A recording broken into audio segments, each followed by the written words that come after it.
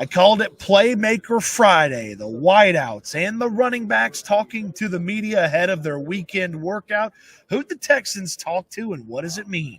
Welcome into the channel. I'm Cody Stoots. Let's talk some Texans and let's talk about the playmakers. Let's talk about the guys that catch the ball, that run the ball, that score the touchdowns. The big thing for me here in Indianapolis from the scouting combine, and as you see, I'm still here in the convention center covering the scouting combine, was, hey, at big positions of need, who are the Texans talking to? Are they having formal meetings with those players? And then are they really kind of trying to pack the dossier, learn about those guys, ultimately the top guys that they like, bringing those guys into the building, learn a little bit more about them, and then stack their board with those players. It felt like they did a really good job with the cornerbacks, okay? They have 3 cornerbacks on the roster right now. They have 1 starter on the roster in Derek Stingley. The free agent class is a little bit icky. So the rookies are a pretty interesting group. And you start to think about, like, did they meet with all the top guys? Boom, they checked the box on all 5 top cornerbacks. And so I was wondering, with the wide receiver spot, while it's not a necessity to get a wide receiver, and they can probably make it work with a veteran, there's some really intriguing wide receiver prospects. So of the next 4 or 5 guys after the top 3 wide receivers, did the Texans talk to them? So the top 3 guys are Marvin Harrison Jr. from Ohio State, Malik Neighbors from LSU, and Rome Odunze from Washington. Those guys aren't going to get anywhere near the Houston Texans. In fact, they're going to get drafted so high that they're going to push more good players down the board to the Houston Texans. So I left those 3 guys out. I would have loved to have talked to them and learn a little bit more about what they think. And, you know, even if the Texans had even done a little checking in on them, because Nick Caserio sometimes will check in on a player to start the information folder on that guy should you need to play against him in the future, or heck, have a chance to acquire that player in the future. So what were they going to do? Were they going to talk to those next 5 guys? And so in order, I'll go through those big-time names. I'll throw a couple of more names at the wide receiver spot that are kind of intriguing, and we'll talk a little bit about it. Troy Franklin from Oregon is my favorite wide receiver in this draft. Daniel Jeremiah last week talked about how he was going through cornerback film, and the blood of many cornerbacks was on the hands of Troy Franklin from Oregon. He just big guy, 6'3", runs right past people. He's going to be lightning quick when he does his workouts this weekend. And then this week, talking to cornerbacks, multiple guys said, yeah, Troy Franklin is the guy that is so tough to handle, so difficult to play against. He is really, really tough, and the Texans met with him. Like talking with him, kind of a low-key guy, talked a lot about how he wanted to improve some of the fine details of what he brings to the table, but formal meeting with Troy Franklin, and man, it's exciting to think about him with this offense. Nico Collins and Tank Dell, they don't have that take the top off speed like Franklin does, and you add that element to this offense, it's really, I mean, it'd be a big luxury. It'd probably be a big investment, probably the 23rd overall pick or a first-round pick if they traded back from 23. But Franklin is a really, really nice player, a really intriguing player in this draft. And if he works out well and interviews well with these teams, I have a hard time seeing if he is going to make it past the first round and into the second round. Another wide receiver, actually a pair of wide receivers that I wanted to learn a little bit about and talk to about their chances to end up with the Texans, were Adonai Mitchell, who played at Georgia and then finished at Texas, and his teammate Xavier Worthy. I was interested to see if the Texans talked to both, either or neither of those, and sure enough, the Texans talked to one of them. I thought they would talk to A.D. Mitchell. He told me that he didn't have a meeting set with the Houston Texans while he was here at the Combine. He's going to test really, really well. But you know who did have a meeting set with the Houston Texans? Xavier Worthy. And, man, he lit up when I asked him about the Houston Texans. The best part about him mentioning the Texans was somebody just generally asked him, hey, what teams have you had formal meetings with? And he was like, and someone's like, just start naming them. which ones come to mind? And he goes, the Houston Texans. And I was like, oh, okay. So this guy enjoyed his meeting with the Houston Texans. Liked hearing him talk about using his speed, how important special teams was to him. And so, a pretty interesting dichotomy there that they talk to Xavier Worthy.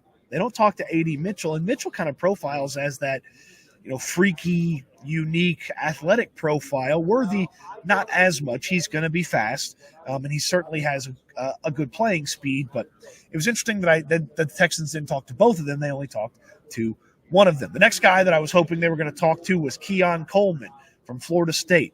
Long, tall, athletic, speedy, can change speeds, tough to bring down.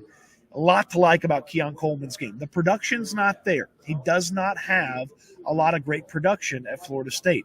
But the measurables, the tools that are there for Keon Coleman are really intriguing as a prospect. Check the box. The Texans talked to Keon Coleman. He was one of the best guys at the podium. He was very jovial and fun. He was so excited to be here, talking about how important the draft is to him, this process. It felt like every team that he got asked about, he was like, oh, I like that guy on that team. Or, oh, it'd be awesome to play with that quarterback.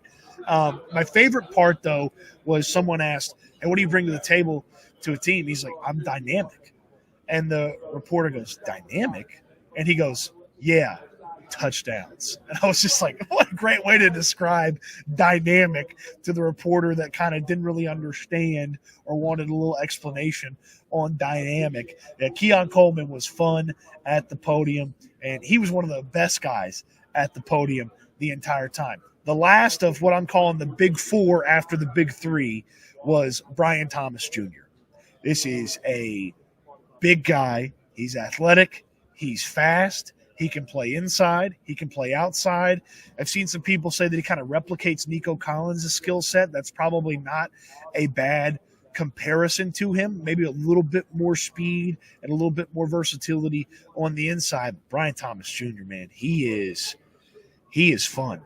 Very low-key, calm, loves his parents. He talked about a lot about how he had a strong family growing up.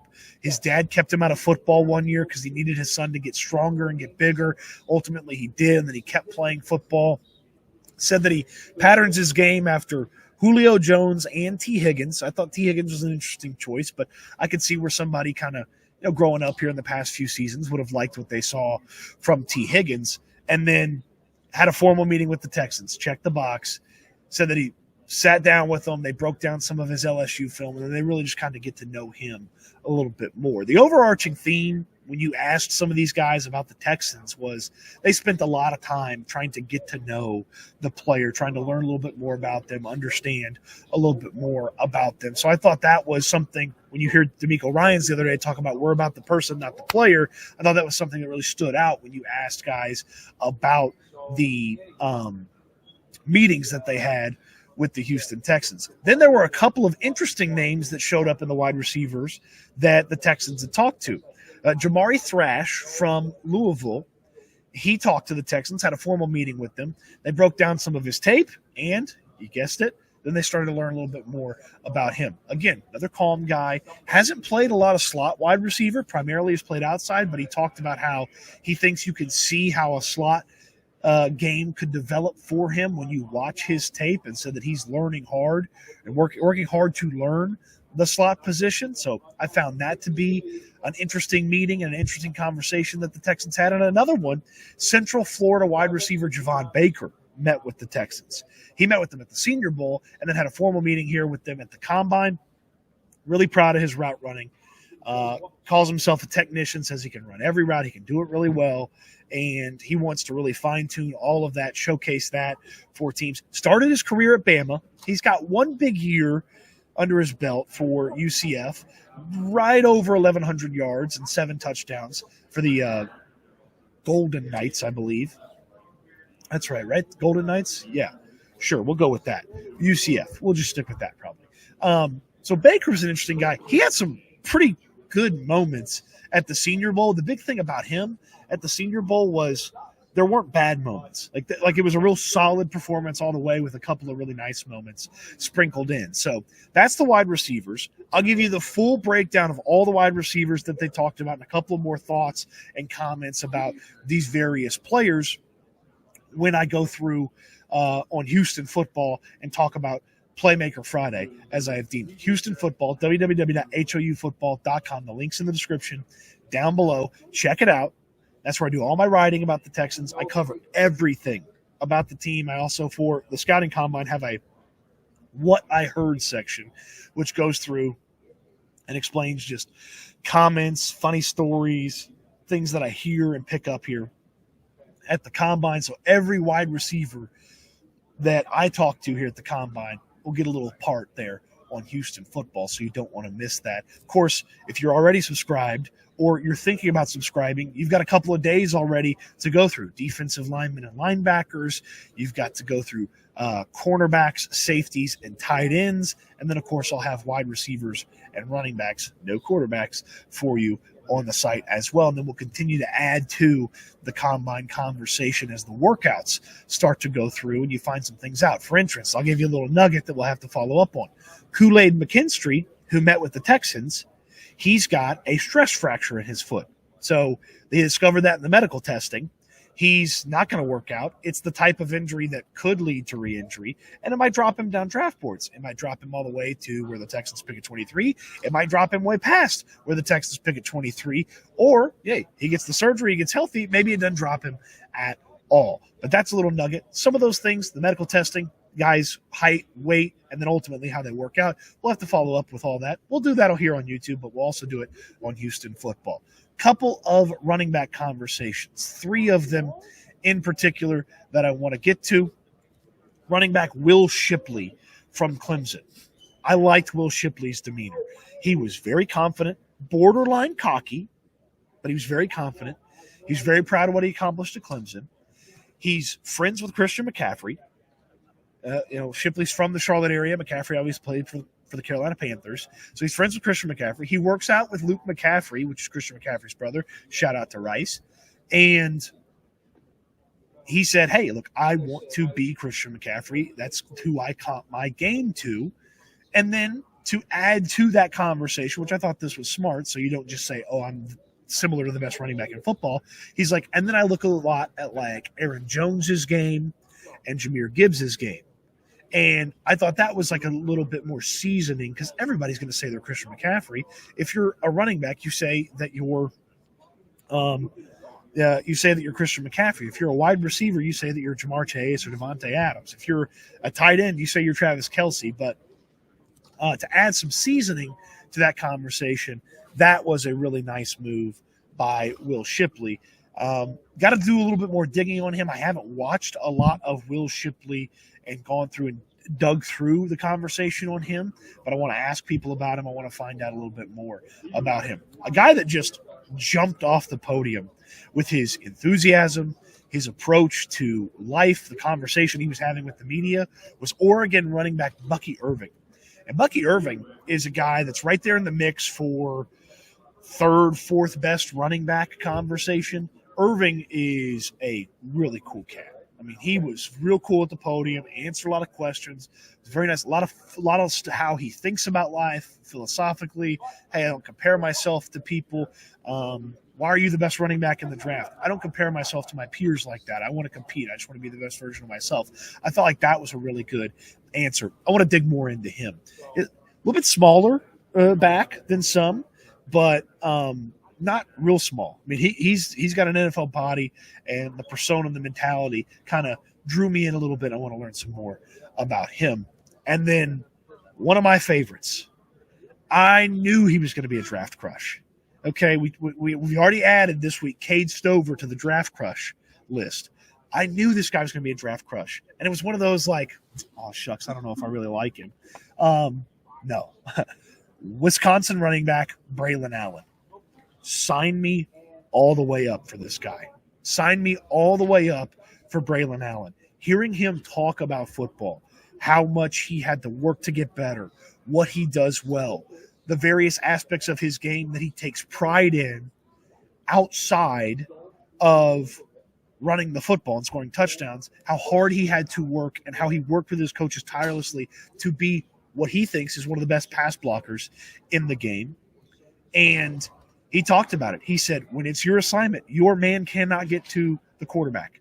And he took great pride in that he does that really well. He's a specimen. He is a unique physical type of running back.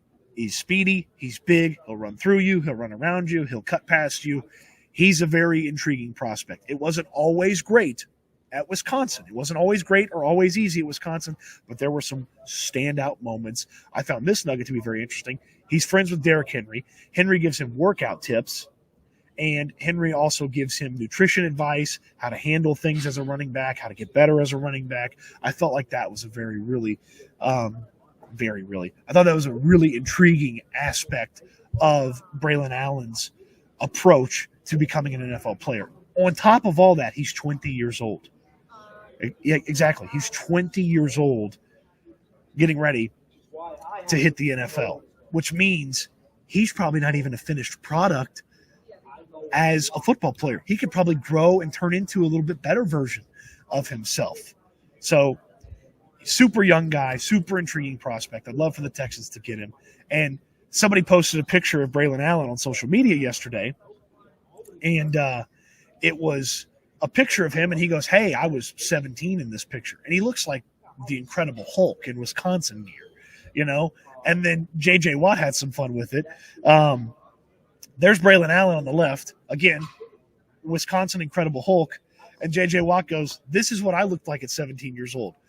That's one of the greatest defensive players in the history of football, and that's what he looked like at 17 years old. And that's Braylon Allen getting ready to go after it at Wisconsin for the Badgers at 17 years old. I thought that was hilarious. And then, to add to it, I went and asked Braylon Allen about J.J. Watt having some fun with that picture that he talked about. Here's his comment. I thought he looked good. Yeah, I mean, obviously, put a lot of development into his body to be where he is now or where he was while he was playing.